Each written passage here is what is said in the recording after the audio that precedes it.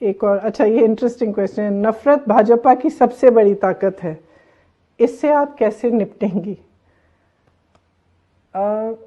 नफरत से निपटने का एक ही तरीका है, और ये कोई नया मेरा तरीका नहीं है, मैं नहीं कह रही हूँ, ये हमारे इतिहास में, हमारी संस्कृति में, वेदों में, पुराणों में, उसके बाद बुद्ध भगवान ने भी कहा, गुरु नानक जी ने भी कहा, नफरत का मुकाबला सिर्फ प्रेम कर सकता है।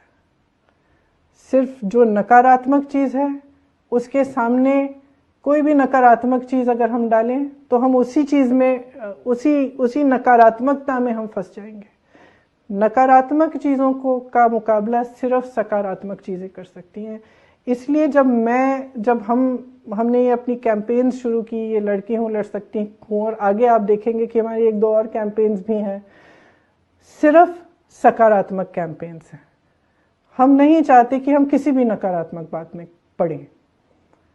हमें परवाह यह है कि हम विकास कैसे लाएंगे, हमें परवाह यह है कि हम महिलाओं को सशक्त कैसे करेंगे, हमें परवाह यह है कि हम नौजवानों को रोजगार कैसे दिलाएंगे, हमें परवाह यह है कि जो तमाम हजारों नौजवान हैं जो बार बार परीक्षाएं दे रहे हैं, बार बार किसी एंट्रेंस टेस्ट के लिए या रोजगार के लिए वो जितने टेस्ट होते हैं वो दे रहे हैं, किसी घोटाले की वजह से फिर से देना पड़ रहा है, टेस्ट देने के बाद आपको कट ऑफ मार्क आपका बदला जा रहा है।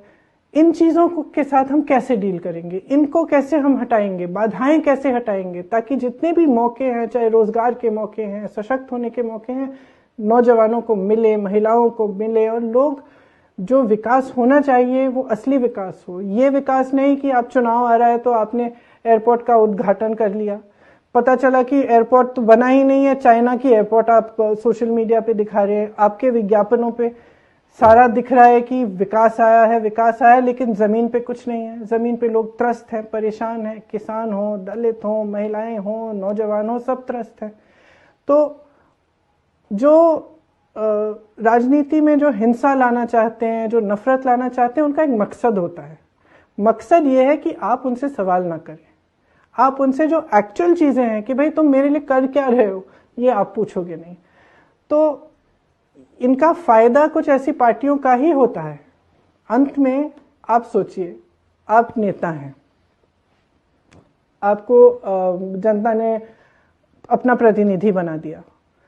अब आपको मालूम है कि 5 साल बाद जब चुनाव आएगा तो मैं धर्म की बात करूंगा, मैं जाति की बात करूंगा, नफरत की बातें करूंगा, तो वोट मिल जाएगा मुझे। तो आप काम क्यों करेंगे? काम क्यों करेंगे आप काम तभी करेंगे ना जब आपको मालूम है कि 5 साल बाद आपको उस काम पे जवाब देना पड़ेगा, जवाबदेह बनना पड़ेगा।